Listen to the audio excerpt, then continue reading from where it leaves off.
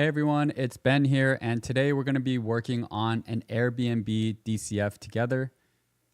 This stream might have cut off in the beginning, so let me just restart really quickly. So hey everyone, my name is Ben, and welcome to Red Liquid. We're going to be doing and working on an Airbnb DCF together, and it's going to be similar to previous DCFs I've built in the past. It's going to be completely from scratch, and let's just jump into the agenda for today.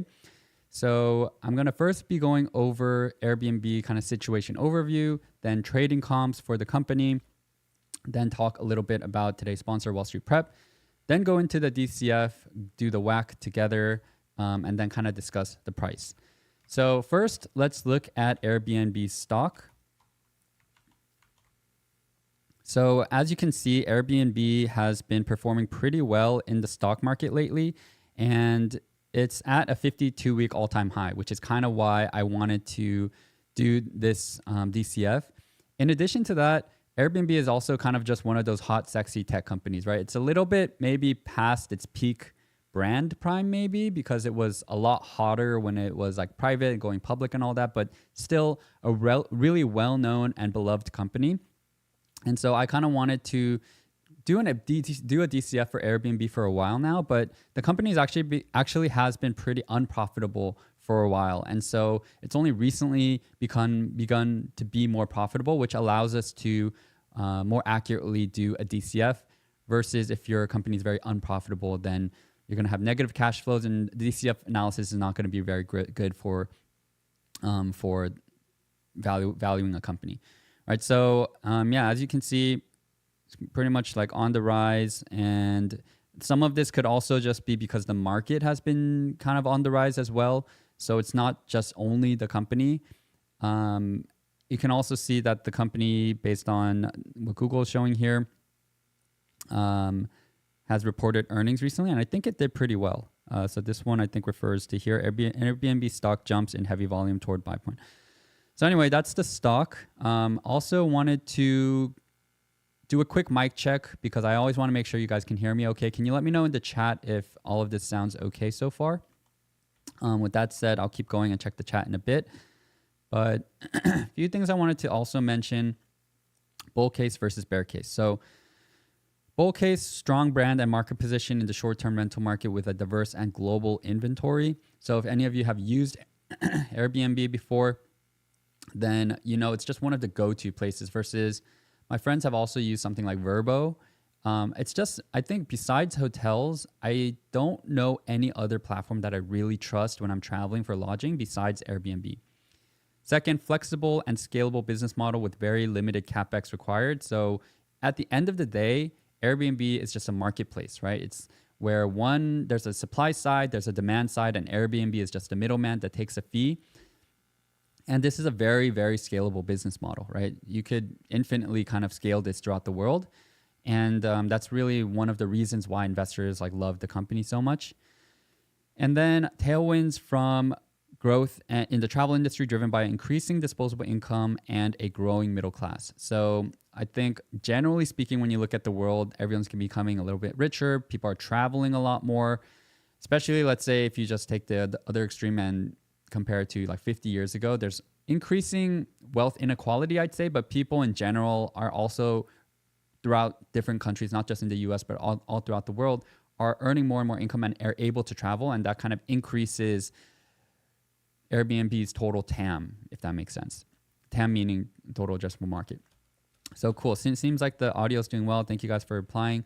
The bear case: regulatory challenges across the world could decrease inventory and profitability. So when Airbnb first came out, if you guys aren't familiar with the story, they kind of just launched and they took a move fast and break things kind of approach and ask for forgiveness rather than permission approach. And so they kind of spread all over the US at first and then in other countries. And there were very, very little regulatory kind of issues because companies, I think, or countries and cities didn't really actually know how to regulate Airbnb. Since then, there's been a lot of regulation, and this kind of leads to bear case number 2, which is stiff competition from traditional hotels and online travel agencies, especially as Airbnb's fees increase. So Airbnb has been increasing fees steadily over time. I remember the kind of good old days when Airbnb first came out.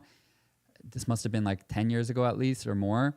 And the fees were so minimal. Like I would complain about like sometimes like a $5 fee or $7 fee, because Airbnb was, when it first came out, this like really great alternative to hotels that wasn't just about finding like luxury villas or anything, but like a really good, cheap option. And that was important for me because I was like a broke college student. So Airbnb, like these pretty nice, but really cheap lodging options were like a huge deal for me. And nowadays, I feel like hotels can even be a better deal than a lot of Airbnbs. So Airbnb's fees are increasing over time. That could increase the company's overall income, but it could also decrease its kind of viability versus its competition.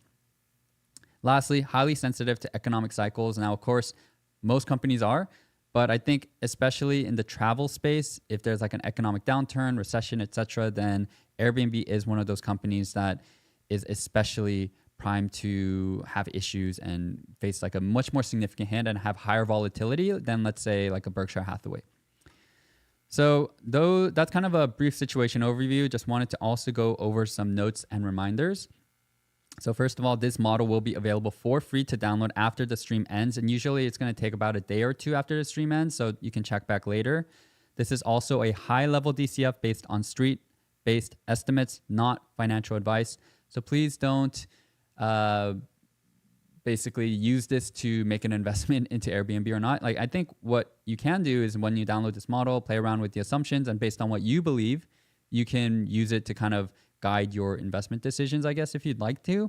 But don't just, based on my word, I guess, invest into this company. But I hope it is a helpful tool for whether you're trying to just learn how to model or if you are actually trying to invest. Next, financial statement, Excel shortcut, DCF tutorials will be in the description. I also actually have been told that I can add something on my stream where it can like show the Excel or the keys I'm pressing. So I'm going to look into that and try to add that into future videos, which hopefully helps if you're trying to learn Excel shortcuts and stuff like that. Next, check out the live tab on the channel for more DCFs. So all of my DCF videos are in this live tab. So if you want to look up how to value these other companies that you see here, then feel free to just, kind of do that. Of course, the data will be stale because, the markets move quickly. And for example, my NVIDIA DCF recently, I posted it before, I think, earnings, and then the company crushed earnings. And so the stock went up even more. And everything has changed since then, right? So sometimes people are like, oh, you were so wrong. But I was like, yeah, I'm working with the data that I had at the time. So you can still, though, I guess, download the models and adjust the assumptions based on what's happening now, right?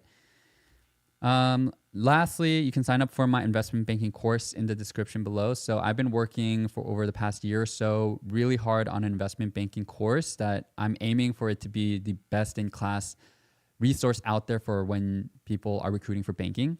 And it's going to not just have theory that I teach over the course, but also Excel practices. So as you're learning the concept for like a DCF, you'll also be kind of going into Excel and creating very, very simple models in order for you to really combine concept and practice.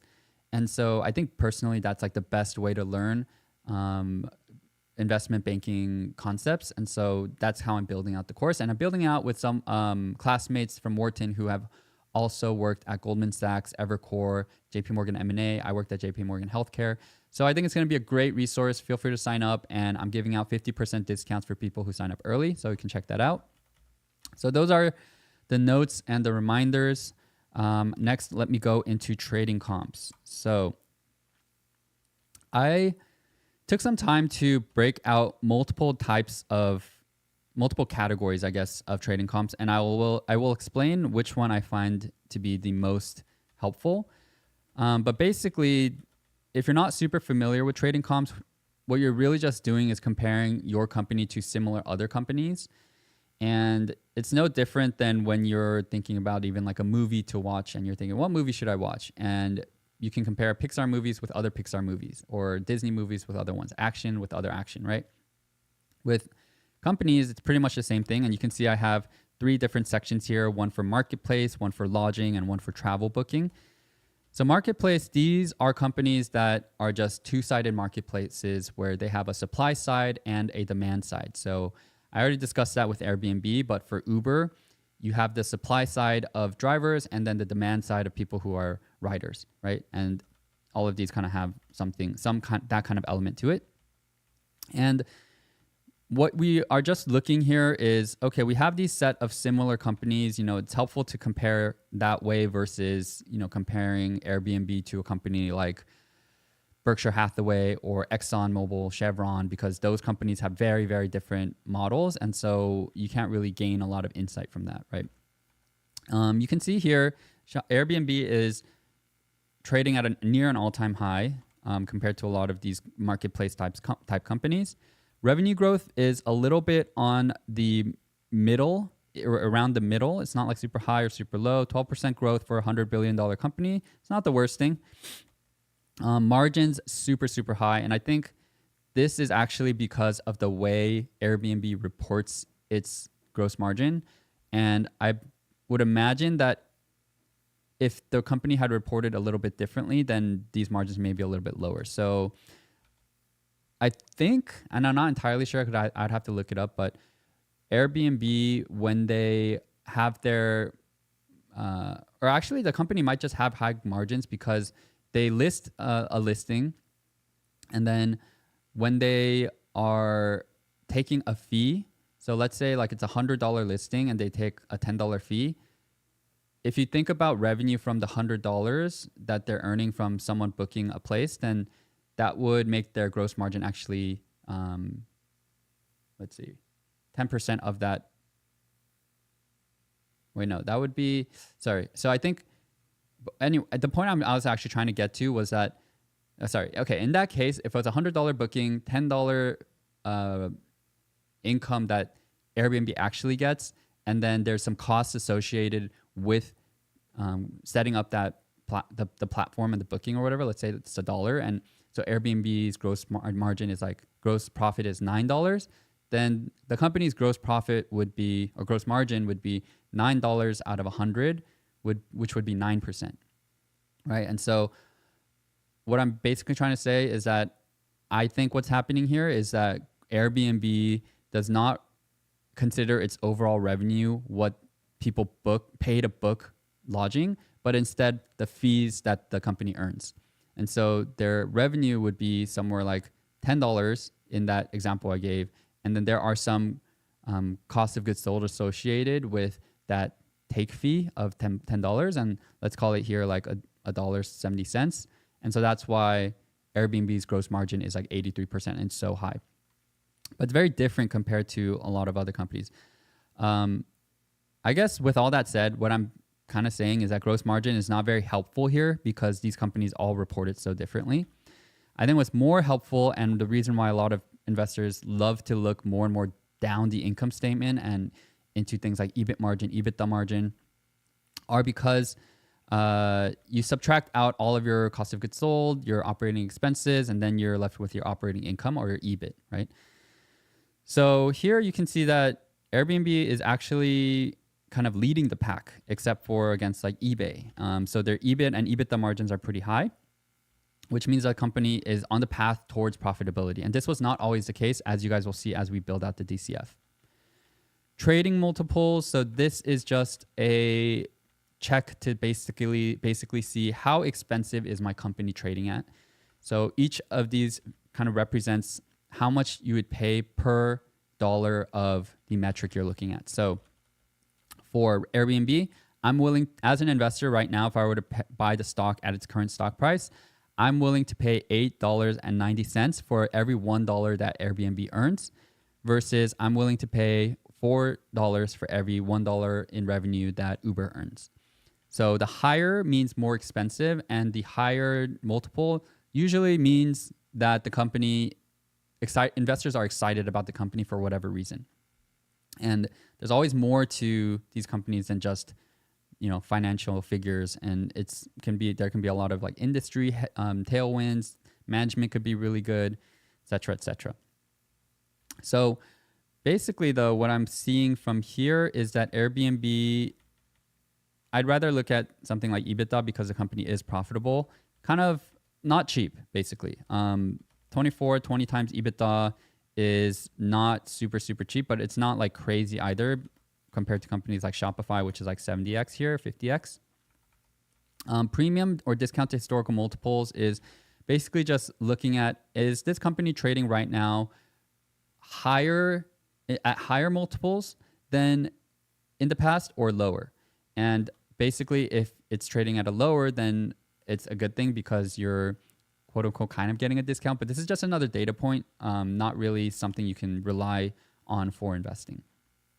So anyway, what I see from basically these, what I kind of like my takeaway from all of this for this marketplace section, I don't really love these comps a ton because a lot of these companies are vastly different. So Uber is more about cars rather than lodging. Shopify is more e-commerce. DoorDash is more for food delivery, et cetera, right? And then we have down here lodging, which, if you do a quick Google search or something like that, Airbnb, comparable companies, you're going to find that Google gives you a lot of these similar companies like Marriott, Hilton, Royal Caribbean, et cetera. And I also don't love these comps either because these are companies that have actual physical assets and very high capital expenditures, right? So they're companies that actually own a lot of the buildings versus Airbnb is just a marketplace, as I mentioned. So what I would say is that I did want to show you guys this in order to, basically just give you guys an overall picture of what people may look at. And some people may argue that it is helpful to look at these. But for example, you can see Airbnb's gross margin is way higher than all these other companies, right? Except Choice Hotels. And I have no idea why this margin is so high. But anyway, you can also see here that Airbnb trades at much higher multiples than these other companies as well. And that makes sense because the Airbnb is more like a high growth tech company, although it's not growing like crazy fast, versus these very, very old traditional companies like Marriott, Hilton, and etc. So let's now go into the last kind of comparable set of companies, which is travel booking. There aren't too many of these, but I actually like these the most because these are fairly similar to Airbnb, right? So Booking, Expedia, TripAdvisor is not as great, but these two companies in particular I think are very good comps because they're also travel related. They're a marketplace in a sense as well, and very, very asset light, very, very low capex businesses. So you can see here that in comparison to these companies, Airbnb is growing a little bit more, and gross margins, as you can see here, all like fairly in similar range, but to me, not that important. What is striking to me is that Airbnb is kind of a bit more on the profitable side, which I think is a big, is like I didn't expect Airbnb to be kind of the most profitable in terms of EBITDA because it is, I think it's a newer company than Booking Holdings. But basically kind of looking at this, I think what's most helpful as I think about working on the DCF is that it's always helpful to know how kind of older-ish, more mature companies, what kind of margins they're at. And Booking is at 32 to 33% EBIT.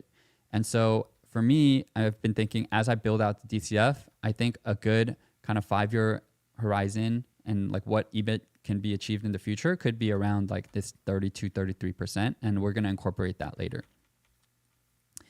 Trading comps, you can see Airbnb is trading at a premium. So that's kind of expected. The growth is higher, profitability is higher. So it kind of makes sense all here. And so, yeah, that's pretty much the comps. Hope this overview is helpful to just like kind of more solidify the situation overview for Airbnb, like where it's trading at and all of that. And so let's now go into the next part, which is I want to let you guys know about Wall Street Prep. So they have a buy-side financial modeling course that you can purchase for $319. If you use my code RareLiquid, then you'll get 20% off of this course plus any other course.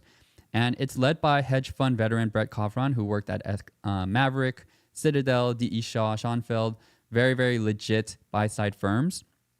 And you're going to be able to learn about a lot of the things that a lot of people ask about in the comments and stuff like that, but I can't always get to, which is kind of process-driven investing, revenue builds, business momentum, forecasting very, very in a granular level. You know, I can't spend like 5 hours teaching you how to forecast in a granular level.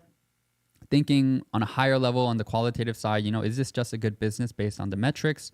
Figuring out your price targets, etc. And here's like a more detailed table of contents. There's buy-side model construction, and you can see all of these different steps.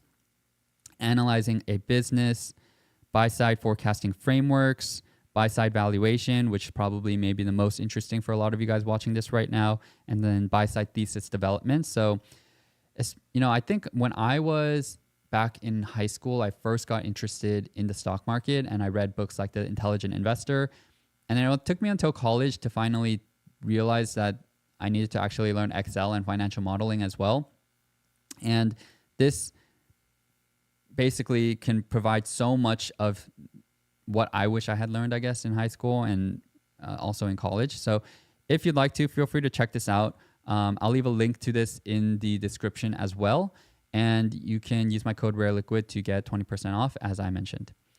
So that is RareLiquid, and sorry, that is Wall Street Prep.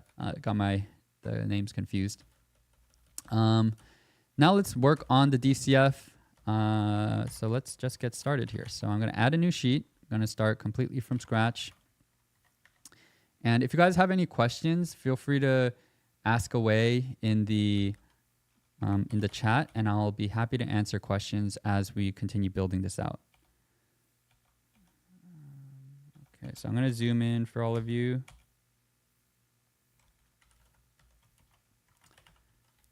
Okay.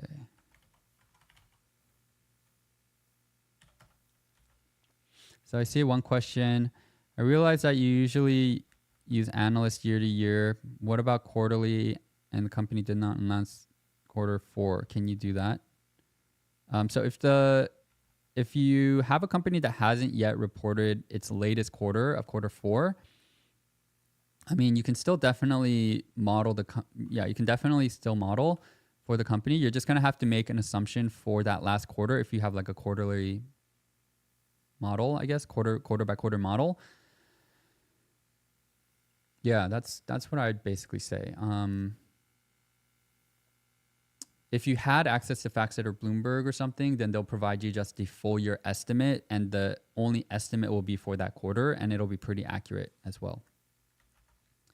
Okay, so Airbnb, DCF.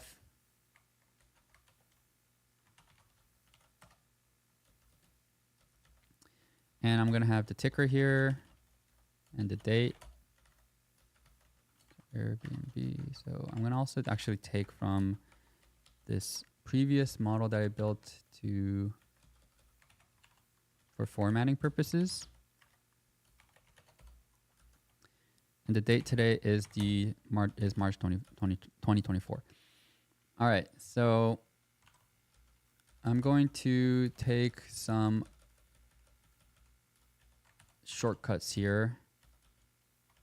And this is actually what we used to do all the time at JP Morgan as well. Even though we would always make sure that we were building our models from scratch, we would still take from other models for things like formatting. Okay. All right, so I have gotten the, so let me start off by saying that I think this DCF is going to be pretty simple because I'm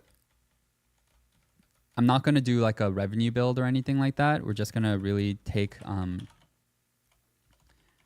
line items and then kind of use the annual figures. So, and why is this 10? Let's see.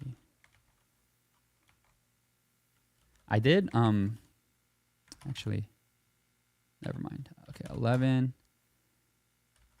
Okay. There's percent growth. I'm gonna next get EBIT and then percent of sales. And then taxes and tax rate. So just gonna gather our figures for now. And let's see what we actually do have. So we have sales here from 2020 to 2023.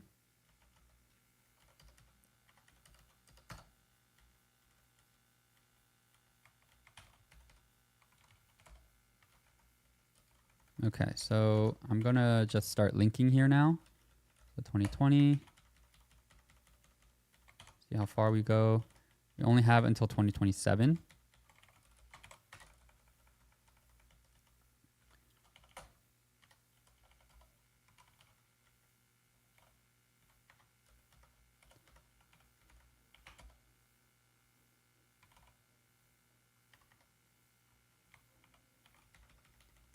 So you can see here why investors were so crazy about Airbnb in the past, because the company was growing at an extremely rapid pace. And I bet when the company was private and not public, the growth rate was in the triple digits.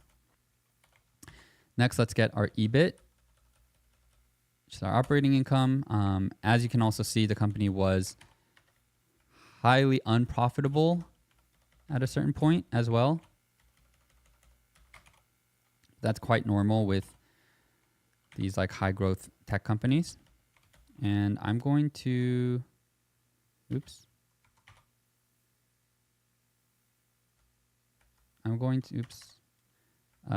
change the formatting here.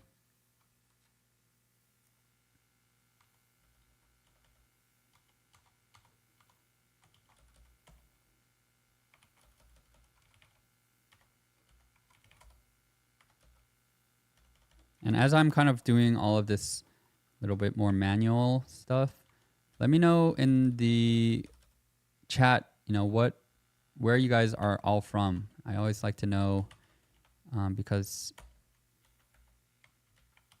I'm always surprised. People are kind of from all over whenever I ask that question in the streams.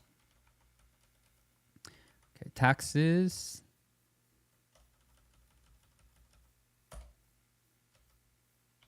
Tax rate will be here. Your taxes divided by your, oops, that looks wrong. Tax expense divided by pre-tax income.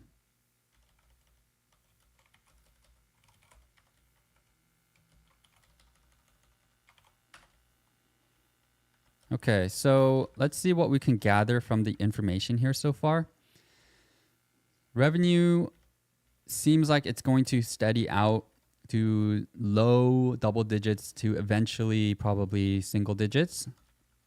EBIT has been steadily increasing. I think I can already see that we can forecast this to somewhere in the mid 30s or something like that in the 5 years out at least. Tax rate looks like things are pretty steady here around what the US corporate tax rate is, which I think is around 19% or so. So okay, that's the income statement for now. I think things look pretty simple. I think this is not going to be a complicated DCF. And so let's continue on here. What we're going to need next are our cash flow items. We're going to need our D&A and need this as percent of sales. CapEx. And then our change in net working capital, which we're going to want to look at our percentage of sales and also as our percentage of change in sales.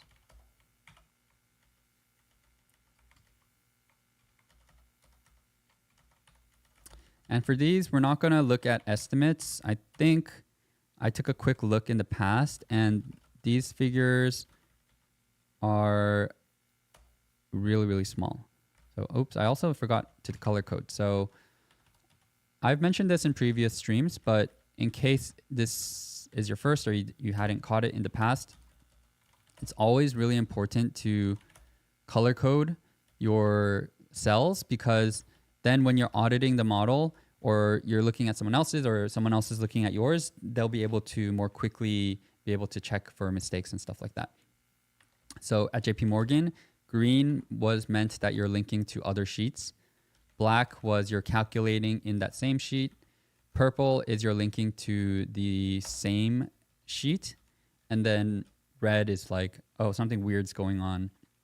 I had to do like this one time, make this one-time exception. So you'll see what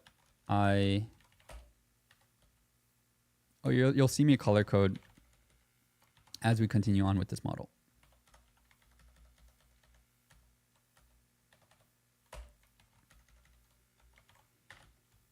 Okay, so yeah, as you can see here,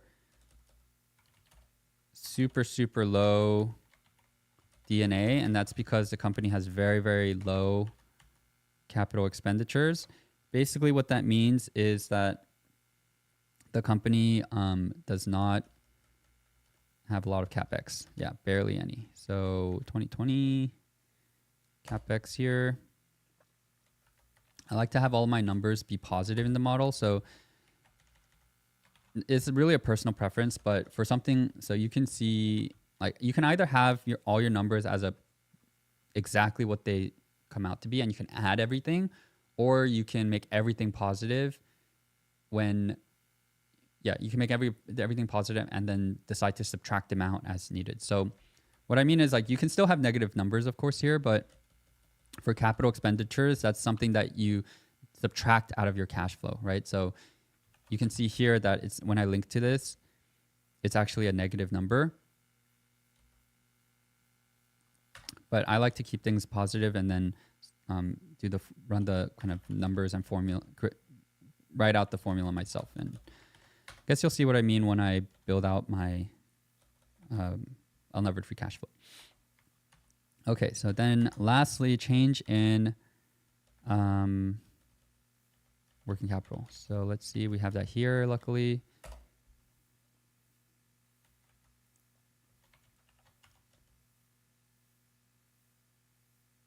So this is negative here. And normally we are, let's see, changes in working capital. Okay. Depreciation, blah, blah, blah.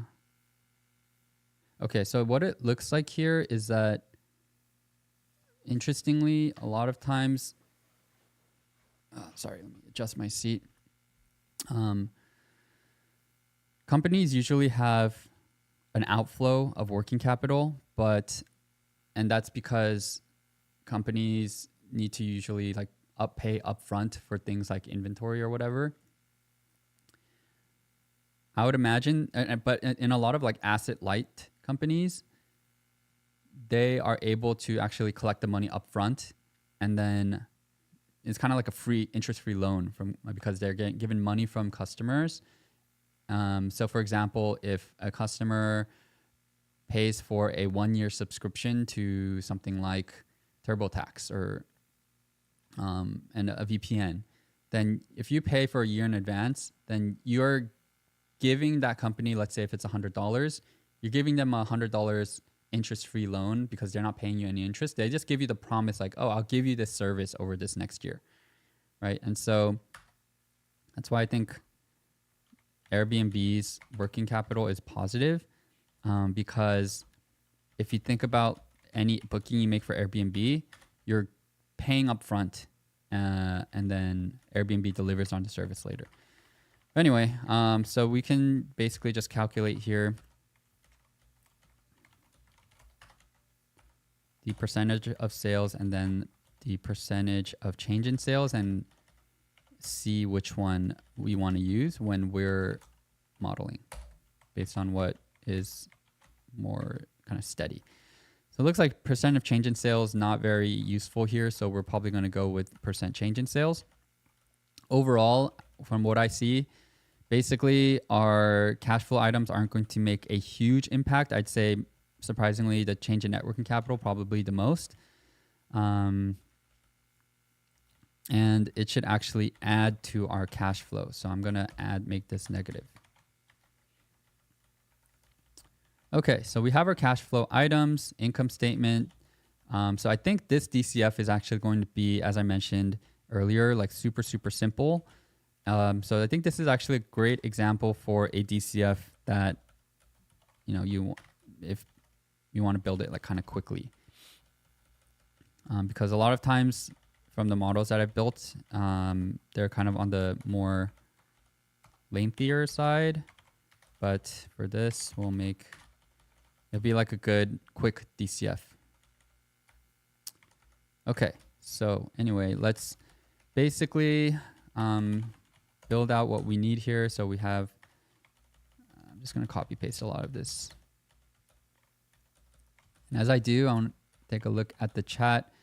I see you guys are really from all over, which is really interesting. So there's Sweden, Brazil. Sweden, actually, I'm going there in a month or 2 months. Brazil, India, Hong Kong, Cyprus, New York, Germany, India, London, Austin, Utah, Luxembourg. Cool. Really from all over.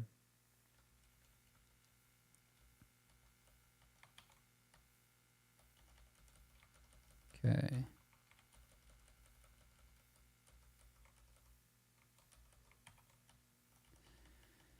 So as usual, we're going to have 3 different cases, and this just will allow for a lot of flexibility. We're going to have a conservative case, a base case, and an optimistic case. And I'm only going to sensitize it for our revenue and our EBIT.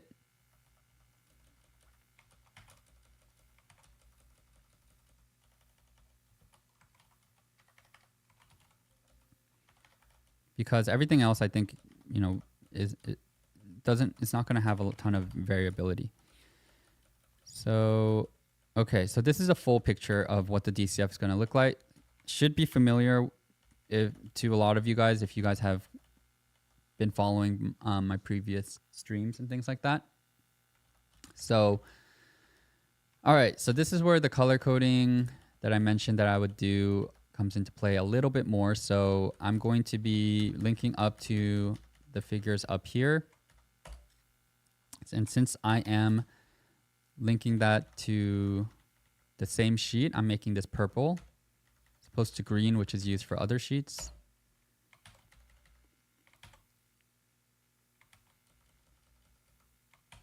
Do that for our EBIT too.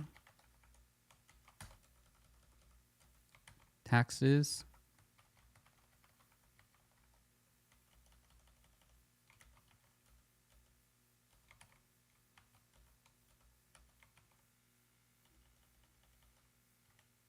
Oh, oops. So this is actually our taxes.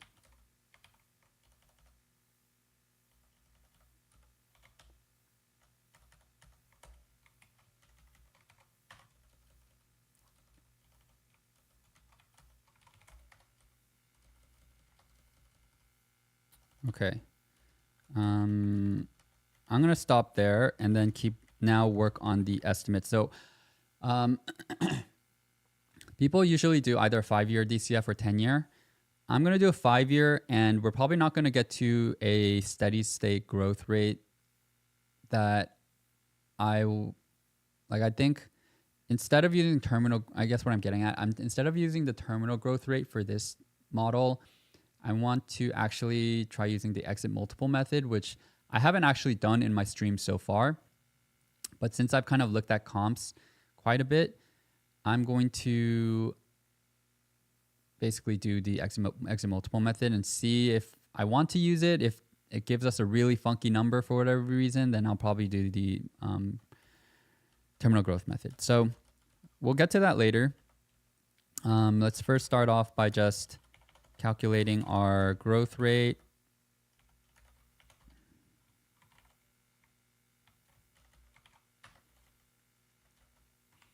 Then I'm going to copy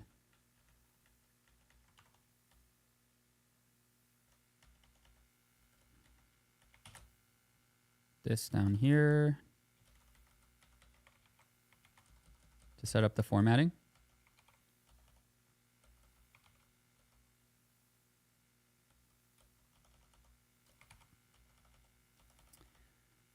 Okay, so now is the trickiest part of the entire process, which is figuring out our assumptions for our revenue and our EBIT.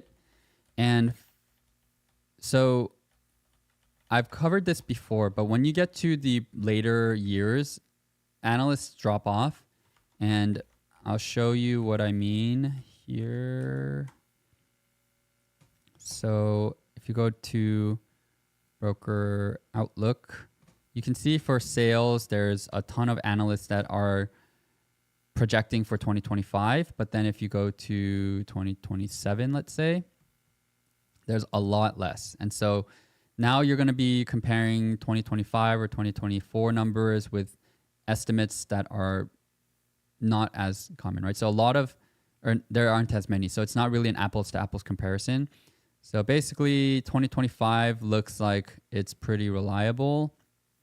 And 2024, obviously, as well, because the more closer you are to the future estimate years, then the more analysts actually do provide estimates. So for our analysis, basically, what this amounts to is we're going to be trusting our 2024 and 2025 figures, but not so much our 2026 and 2027.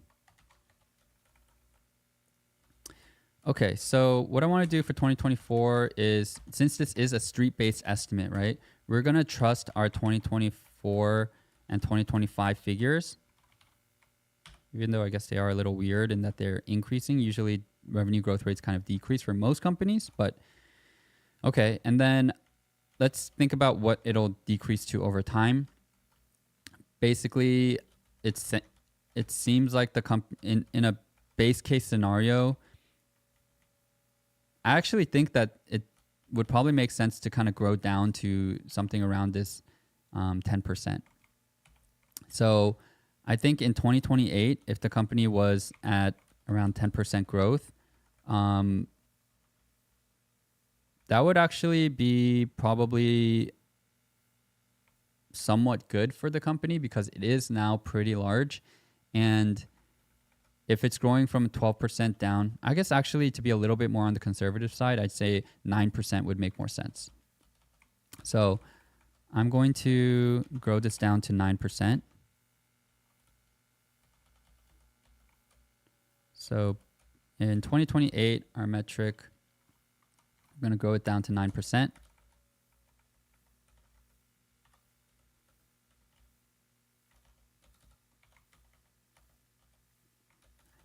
And thank you guys for answering questions for each other in the chat. Really appreciate when you guys do that. And yeah, it's great to see all of you guys like helping each other out, basically.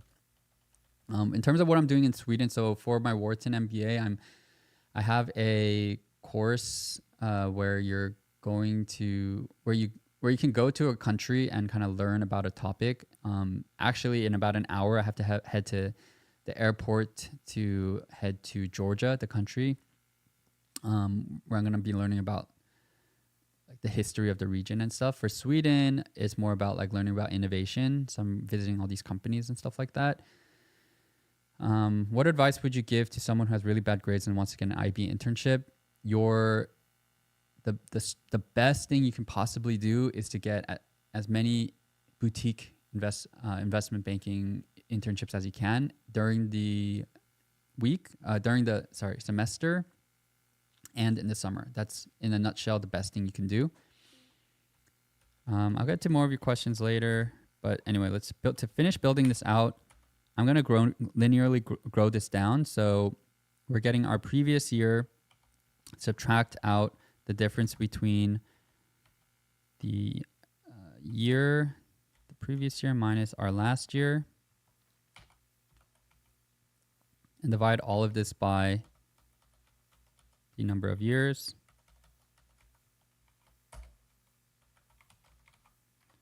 And this is this is a very nice, clean kind of 1%-ish decrease. And the reason that I think this is a good base case scenario is that there's going to be a lot of ups and downs over the next 5 years. And I can imagine Airbnb kind of, maybe if it has a good year, surprising and growing a little bit more than the numbers we have here or in some of the years, but also facing a lot of trouble when there's a lot of like economic issues and kind of performing worse. And so I think over time, these numbers will kind of, those could kind of even out to these figures. And I think growing in the high single digits 5 years out from now would be doable, but not like a spectacular outcome for Airbnb, but not also like terrible as well. So now is where our conservative and optimistic cases kind of come into play. So for 2024 and 2025, we're going to kind of trust the figures because they are relatively, they're pretty reliable basically because it's only 1 year out into the future. So for the conservative case, I'm just going to take, let's call it a 90% of the street case and then 110% for our optimistic case. So this is this times the 90%. And then here we're going to take 100, basically a 10% increase.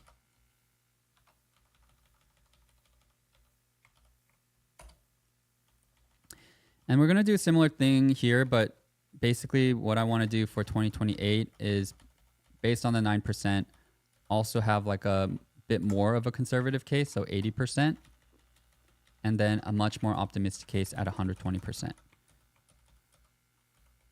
And the reason I want to do this is because I think with tech companies in particular, you can have these huge upswings and downswings. And so I want to have a little bit more of these kind of drastic, optimistic, and base cases.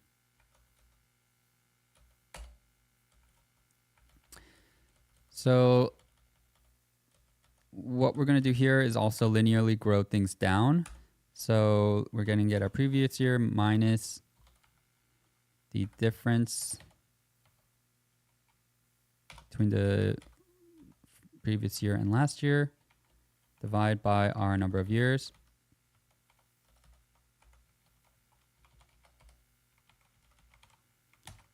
And I should be able to just copy paste this down. Cool. So here are our different scenarios. You can look at these numbers and think, wow, like they're only like a percentage difference. It doesn't seem like a huge difference, but they probably, when we have all these different cases, it will meaningfully change our valuation. So next, we just need to build out our switch, which is pretty simple. So what we'll do here is just have a revenue, EBIT, and WACC, and I don't know if we'll use terminal growth rate, but anyway, we'll have that switch for now.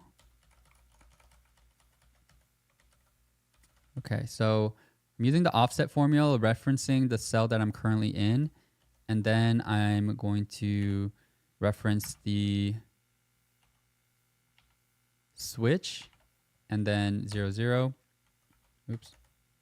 I don't need that, I think.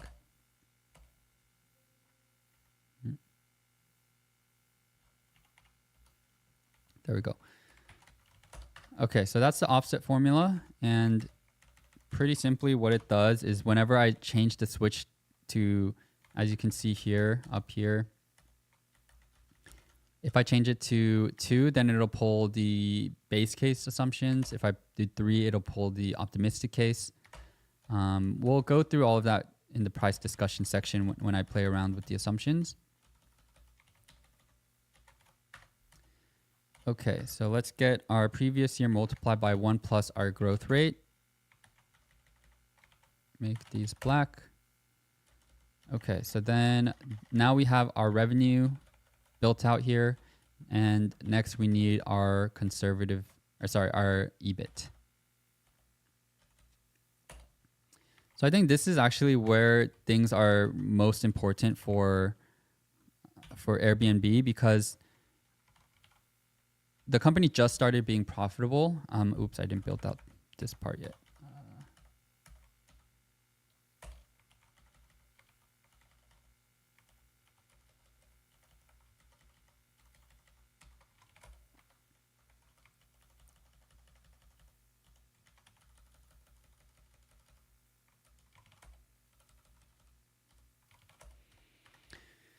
Okay, so the company, as you can see, has had a very choppy EBIT margin. And so the company has been not super profitable for long. If you look more in the past, before 2020, the company was extremely unprofitable. But the company has kind of flipped the switch and has been focusing a lot more on profitability. So now I think this is where things are pretty interesting, where we can kind of build out the company's profitability over time, over the next few years, and then that'll really help us figure out, how valuable is this company really. So the way that we want to do that, again, because this is a street case, we're gonna kind of trust our 2024 and 2025 figures. As you can see here, the EBIT margin is growing from 25 to around 30%, and I actually think that that is kind of like a good ballpark estimate. So as I mentioned at the start of the stream when we were looking at comps, you can see that Booking Holdings is able to achieve a 32 to 33% margin. And I know that the companies are different, but it does provide a good kind of like sense check of where things can go in the future. I think in an optimistic scenario, Airbnb's margins can increase somewhere around this level. So this is kind of like where we're going to be what we're going to be working towards. And a lot of companies over the past year have been focusing a lot more on profitability because there has been so much talk about how important it is to be profitable. And so like a lot of VC companies are even focusing on profitability. And so for this scenario, basically, what I'm envisioning is that the company is now more and more focused on being profitable. And so we'll kind of assume that this trend of profitability continues into the future. So I think in the base case scenario, if the company is able to grow to something like 30%, like that would be a pretty big win for the company, and it is within the realm of possibility. If the company is like super focused on being profitable. So I'm going to have 30% here. And then for 2024, again, I'm going to have 90%.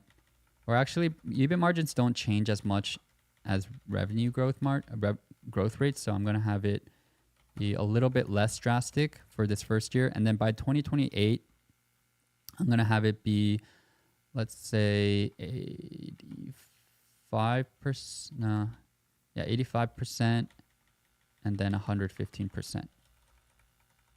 Let's see where the numbers shape out to, and we can sense check it later.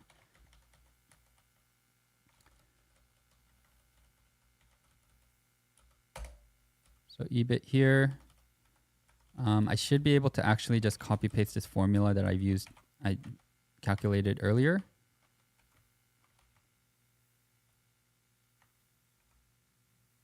Actually, this is kind of weird. It should be J51. So actually, what I actually want to do, I just realized, since we're growing, we actually want to add, and we want to get our last year and subtract our first year. The numbers shouldn't change too, but should still, that is the more correct formula. And then for 2024, we can multiply this by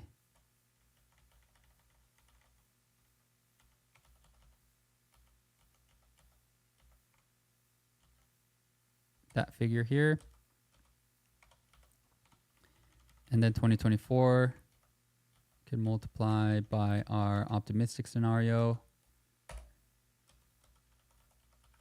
And a 1% difference in margin is actually a pretty big deal. So let's now get our conservative case. And then our optimistic case.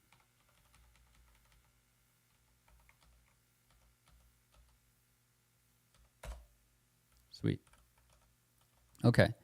So these numbers are quite drastic, but let's see. Is this too high? EBIT margin 32 to 30%. Okay, so it is a little bit too high. I'm going to actually make this 110% and then maybe equally make this 90%. So 27%, 33%. I do think this is like a pretty optimistic and good scenario. So I'm okay with these numbers.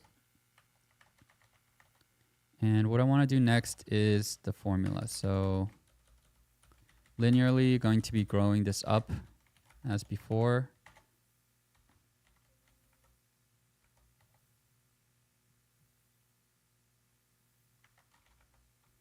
Okay, I'll just start from scratch. So that equals plus the difference between the last year and then the first year, all divided by the number of years.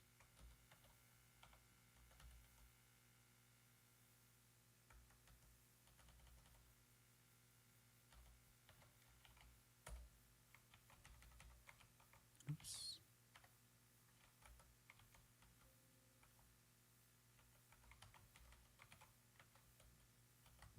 Something's wrong here. So plus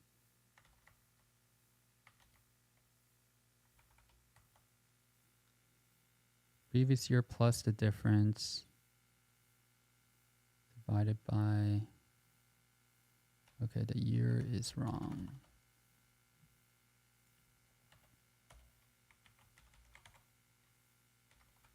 Okay, so that's working there. And then, so now we have our EBIT margins, which is usually the toughest part, or the revenue and EBIT estimates are, I mean.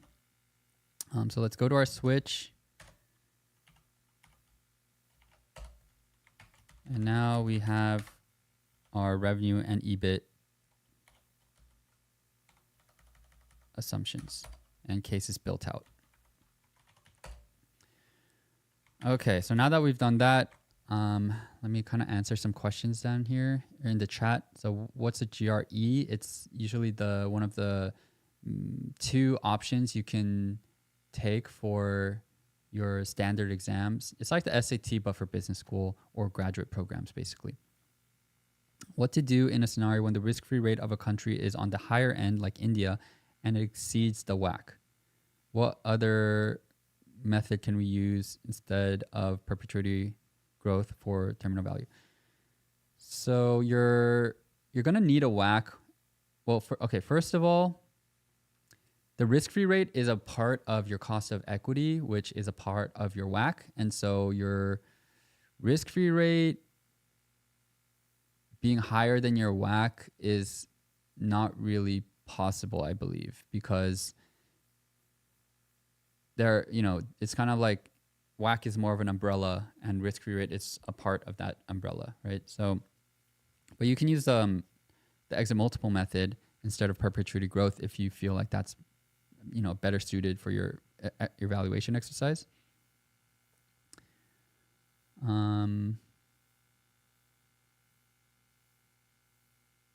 Other questions? Can you do a model for Broadcom? I'll look into it. I don't know if if people are gonna be as interested in valuing Broadcom, but I'll look into the company. Was wondering how old I am. I don't know if I want to mention that. Okay, anyway. But I'll say I'm in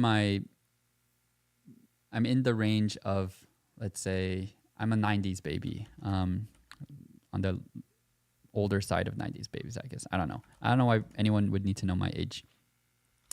But anyway, so let's do the tax rate now. Let's up here, tax rate. I'm just going to link here.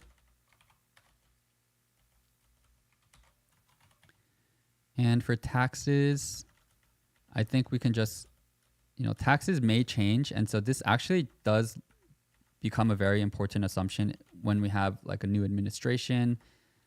Oh, what the heck?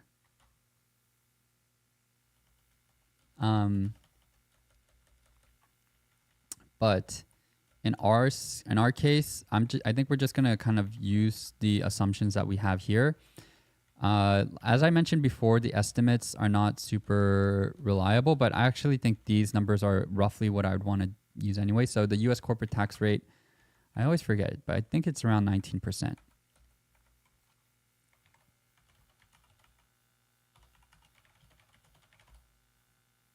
Okay, 21%. But it should be growing basically to that level. So these numbers I'm actually okay with. So I'm just going to link to those figures and kind of basically have a shortcut. And for this last year, I'll just make it equivalent to 19%. And I'm going to make this red because I am doing something a little bit different here. And I did mention that you use red color coding when, so these are all kind of linked above, but all of a sudden I'm just linking to the last year here, right? So that's when you use a color code red. So EBIT times your taxes.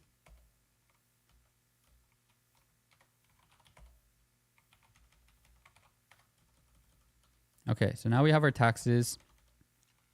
We can now get our earnings before interest and after taxes, which is your taxes, or EBIT minus your taxes. Okay, and now we need some of these other cash flow items, which will be pretty easy to project. So we have DNA.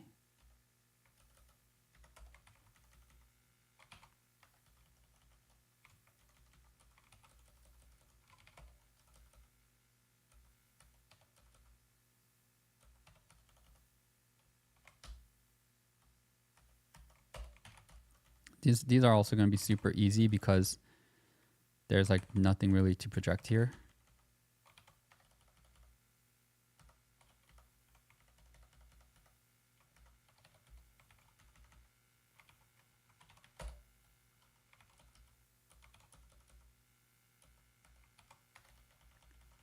So what I'm going to do here is just take an average over the past.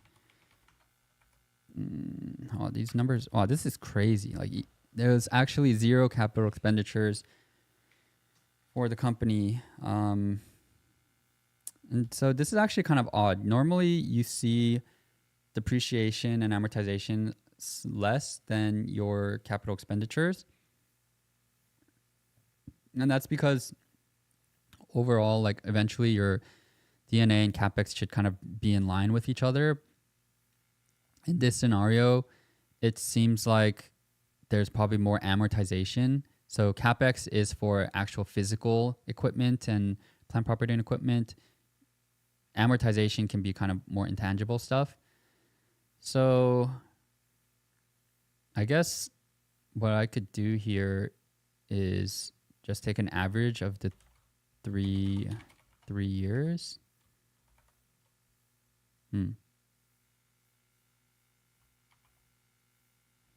I'll take an average of the past 2 years.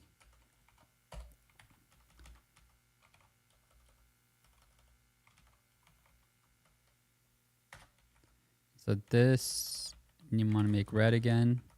I'm doing something a little bit different. And let's do the same thing for CapEx.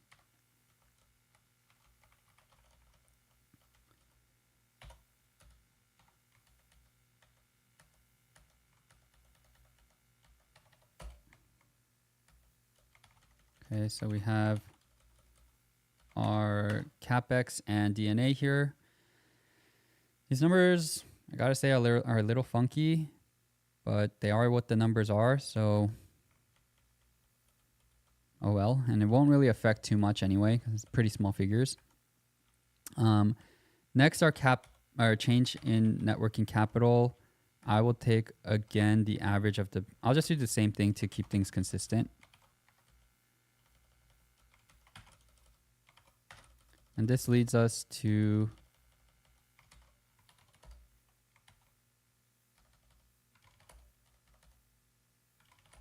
lead us to our free cash flow. So here's our unlevered free cash flow.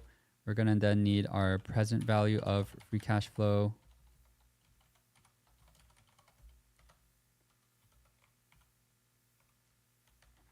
Unlevered free cash flow is our EBIT plus our DNA minus our CapEx minus our change in net working capital. And so you can see here how your business model, if it's really good, can actually really make a huge impact into your cash flows. Or I guess like good is relative, but if you have a business model where you're actually collecting money up front, then it can make a huge impact into your cash flow. All right, so now we're going to actually need to calculate our WACC. And to do that, I'm going to actually take from a WACC that I built before for AMD.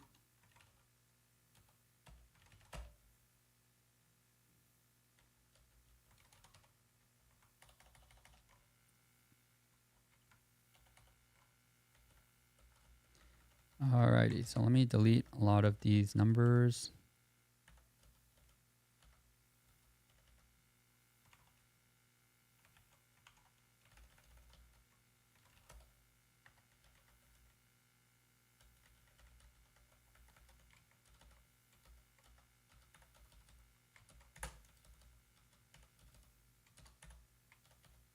Okay, so a lot of these formulas are kind of built out, but let's get some of these figures that are relevant. So I'm going to go back into FactSet.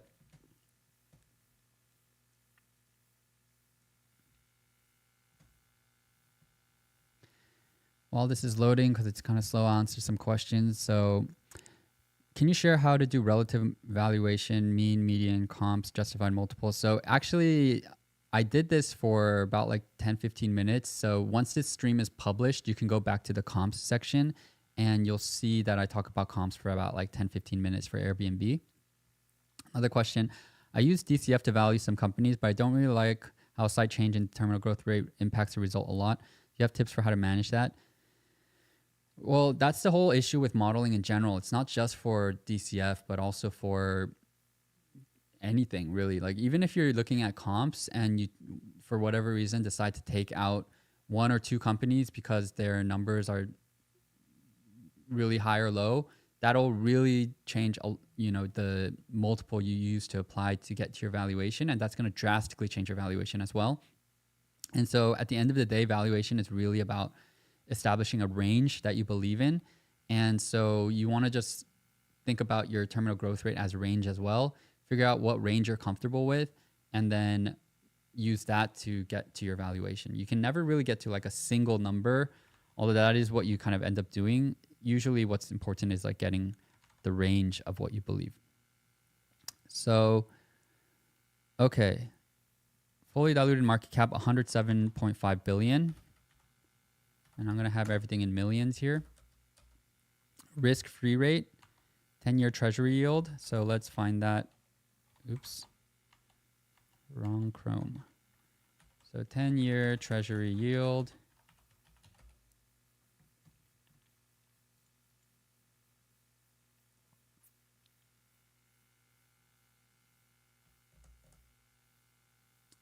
.186%. Beta, let's go to FactSet, and you can find this on Yahoo Finance if you don't have FactSet.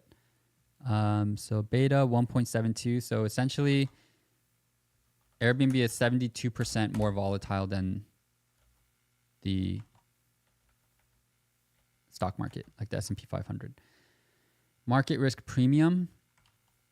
Let's go to our trusty new NYU professor, Damodaran, who kindly lists this out all the time. Implied equity risk premium on March 1st is 4.18%. I believe. Wait, let's see.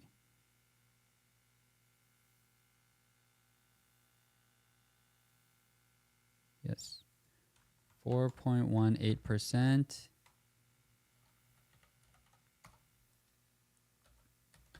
Cost of equity 11.4%. I think that makes sense. Debt. Let's see if the company has any debt. I actually am not sure about this. So we're going to go to bamsec.com. check Airbnb.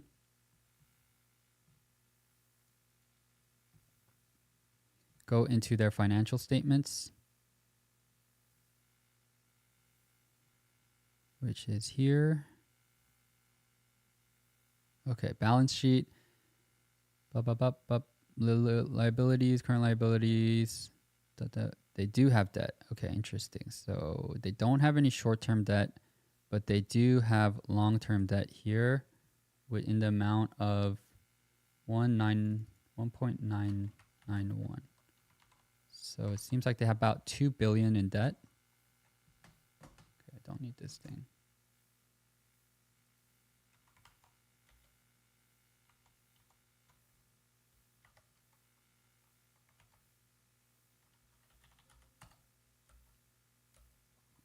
Cost of debt, let's kind of look at their long-term debt.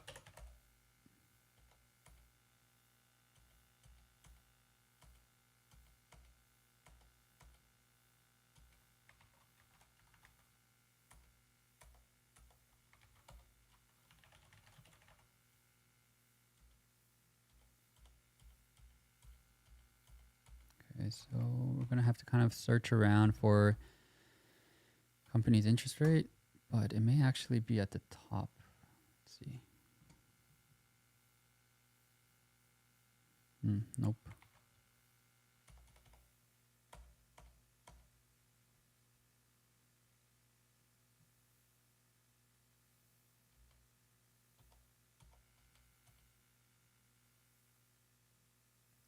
Okay.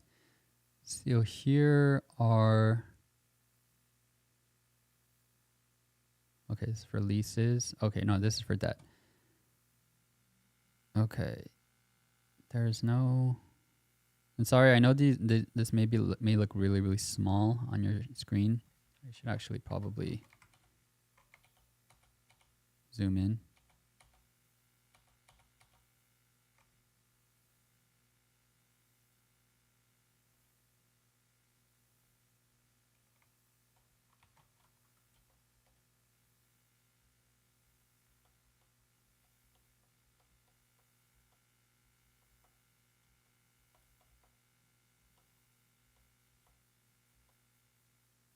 Okay, so as of, all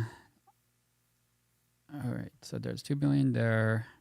As of December 31st,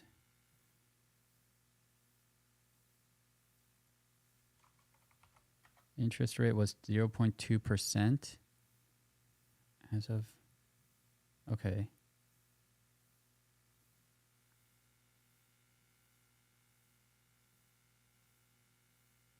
Wow, that's basically free.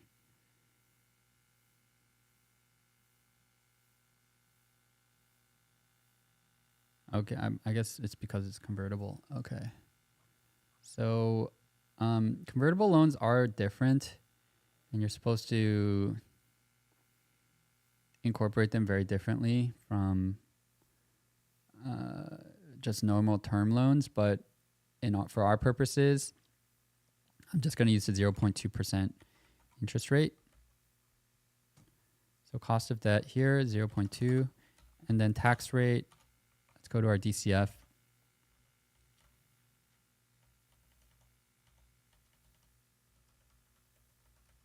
Obviously, we can't use this 128%. So I'm just going to use what's forecasted to be this year's tax rate. Okay, and that gets us to a WACC of 11.17%. I actually think that's pretty fair. 10% WACC is for companies that are a little bit more on the average kind of, are basically are companies who are not very risky. Airbnb is a very mature company. Their WACC, you could just, I think like a maybe 10.5% WACC, maybe like 10 to 11% WACC kind of makes sense. But basically, I don't think this is like insanely out of the realm of possibility. And I think what's really making this WACC high is this beta. Basically, because Airbnb is so volatile, a higher WACC is justified. So let's call this WACC. And for now, what we're gonna, let me build this out. So base case, we're just going to use the WACC that we have here.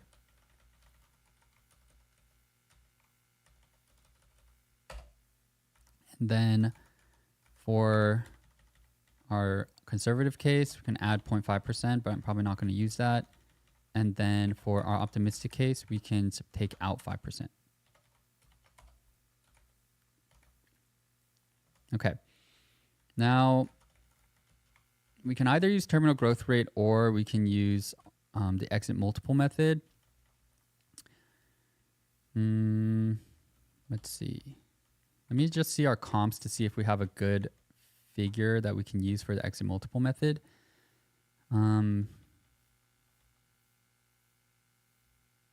Right now it's trading at around 21x. And several years from now,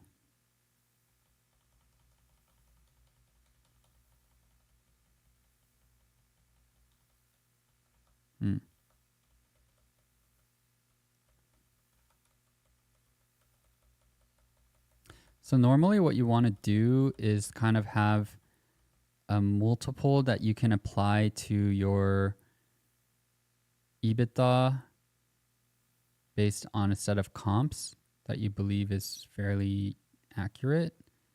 And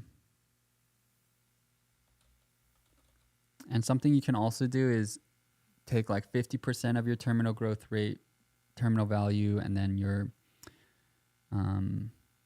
terminal growth rate, or it's 50% of your exit multiple method terminal value, and then 50% of your perpetuity growth rate one.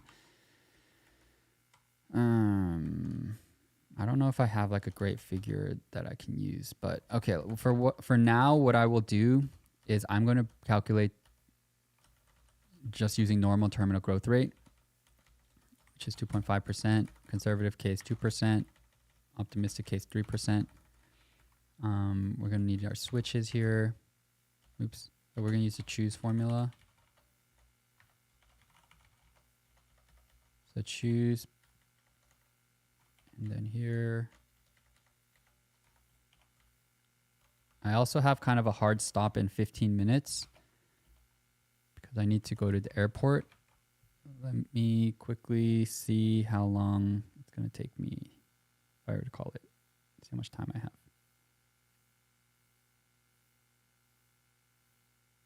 Okay, I think I have about like 30, max 30 minutes left. Okay. So first let me calculate, okay, we're gonna need our discount periods as well. So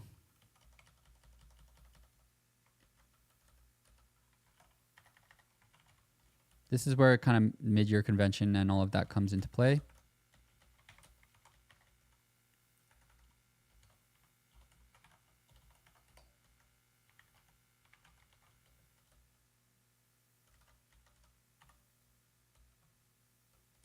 Okay, so I've explained this in previous streams, but I guess it's worth repeating in case some of you guys are new to all of this. But mid-year convention, the reason we do it is because when you discount your cash flows, any number of months or years or whatever that you're discounting back can play a significant role in your valuation. So when you're looking at 1 year from now, what is your free cash flow? That is very different from 6 months from now.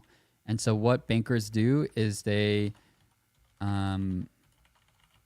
make a simplifying assumption that, okay, we're going to just discount our cash flows half a year or into the first half of the year instead of the very end of the year. So I'll show you what I mean by that. But the other thing we need to do is your free cash flow always needs to be based on the future. And since we're already 2 months into the year, we cannot use the first 2 months. So we only have 80 or 10 out of 12 of the year left that we can use for our free cash flow. So to do that, we're just going to basically calculate the portion of the year that we basically have left. So we're going to figure that out by first basically using this year frac formula.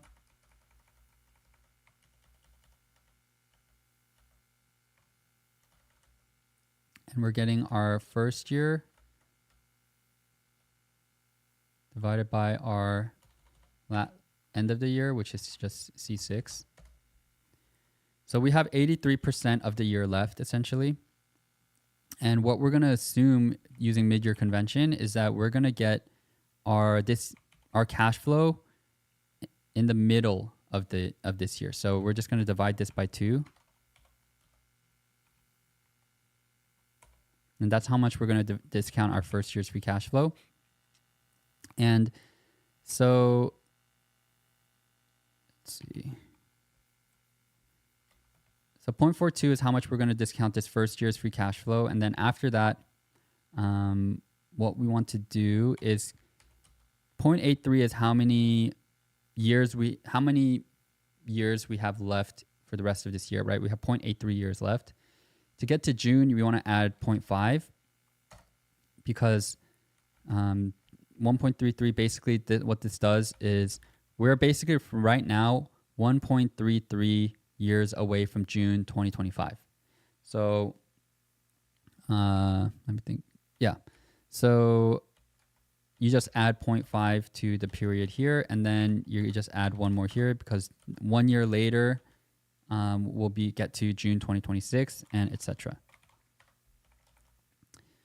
So to get our present value of free cash flow, what I'm going to do is first I want to name our cells here so I don't have to refer to them.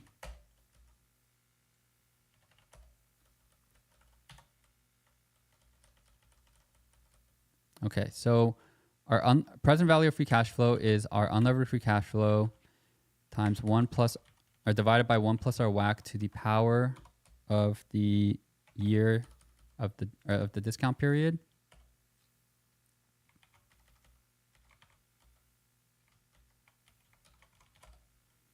So just to kind of solidify what I've mentioned about like how important it is to have your accurate or as accurate discount periods as you can. If I change this to 1, you can see that this number changes quite drastically, right? And if you change this to 2, like most people when they're doing their DCFs will probably just discount the full year.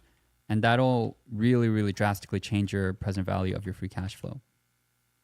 But by doing it this way, or at least at JPM and most other places, you'll use what's like the mid-year convention to kind of make a slight more fair adjustment. So we now have our present value of free cash flow, and now we need to get to our terminal value. And let's see how much time I have. Around like, okay. For now, I'm going to calculate the terminal value using the perpetuity growth method. And then that'll get us to our enterprise value. And then once you add cash, subtract debt, that'll get you to your equity value. And then once you do that, you get your shares outstanding. And then that'll get you to your implied share price. Okay, so terminal value is your last year's free cash flow times 1 plus the terminal growth rate divided by WACC minus your terminal growth rate.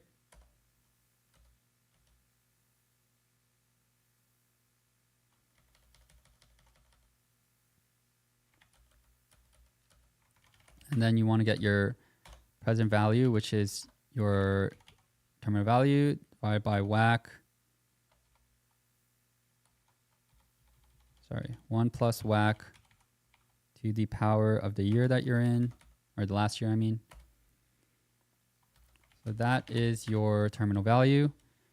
I'm sorry, guys. I know I mentioned it, but in the interest of time, I'm going to actually have to just do it this way.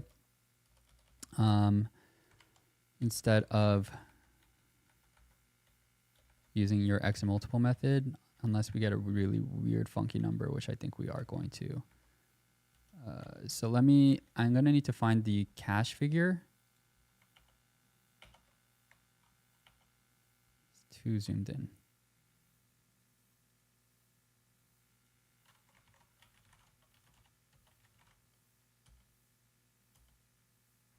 Okay. As of 31st, cash and cash equivalents was 6.9 billion. Okay, this number is not super accurate though. 23,6,874.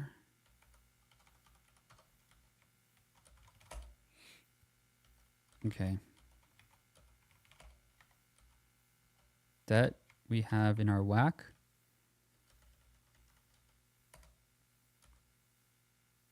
And equity value, enterprise value plus cash minus our debt. Shares outstanding we can get from FactSet, which is here 682.6. And this gets us to equity value of, or sorry, implied share price of $79. But we are not done because this is all based on our conservative case.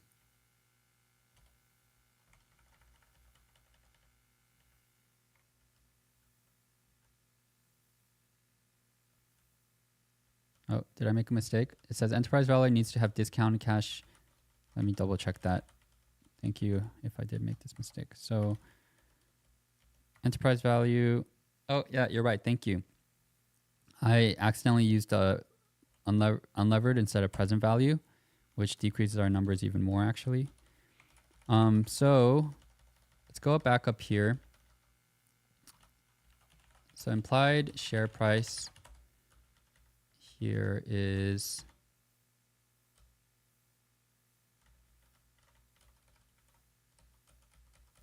where is it? $72.98. Current share price is a lot higher at 160.21. So implied discount or upside or downside, it's quite a big difference actually.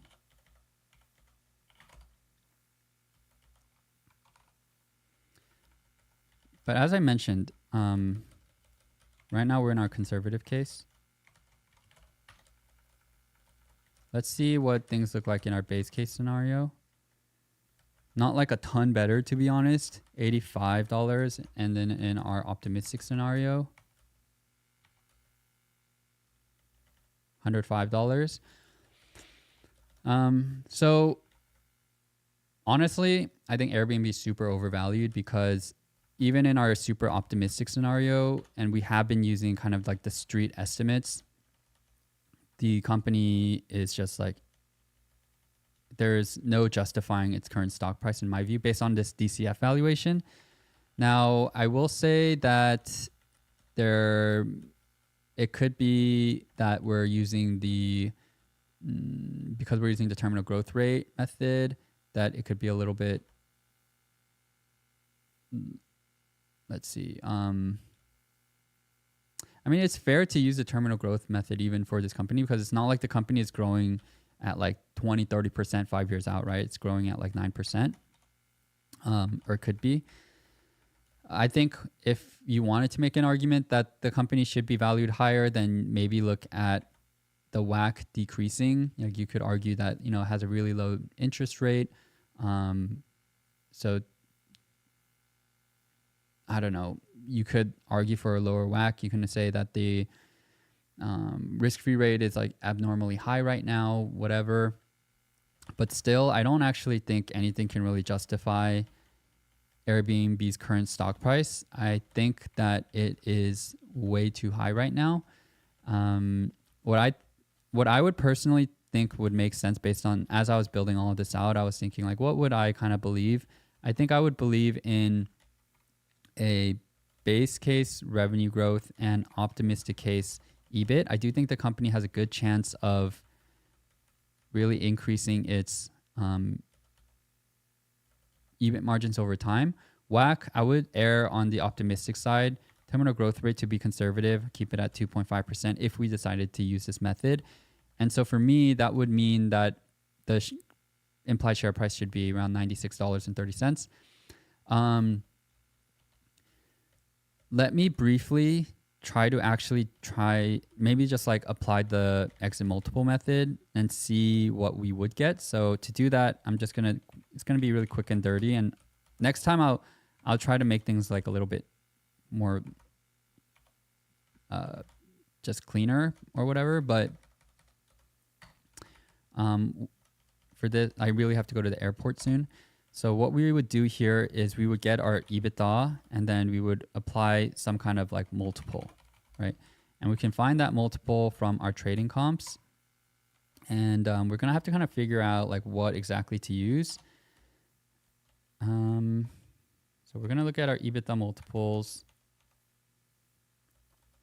Let's say we were trying to be optimistic, right? Then looking at these numbers, it doesn't really get much higher than these.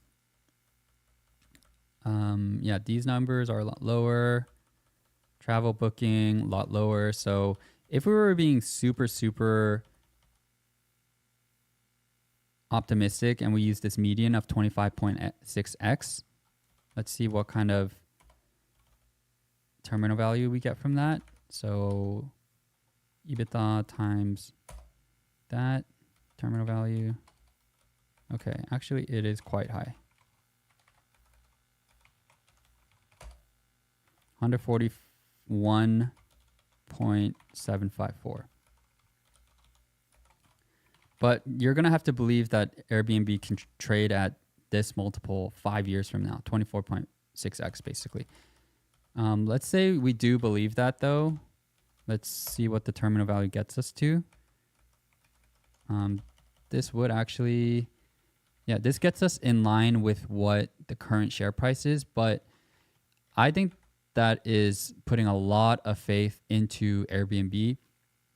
Basically, Alexa, turn the alarm off.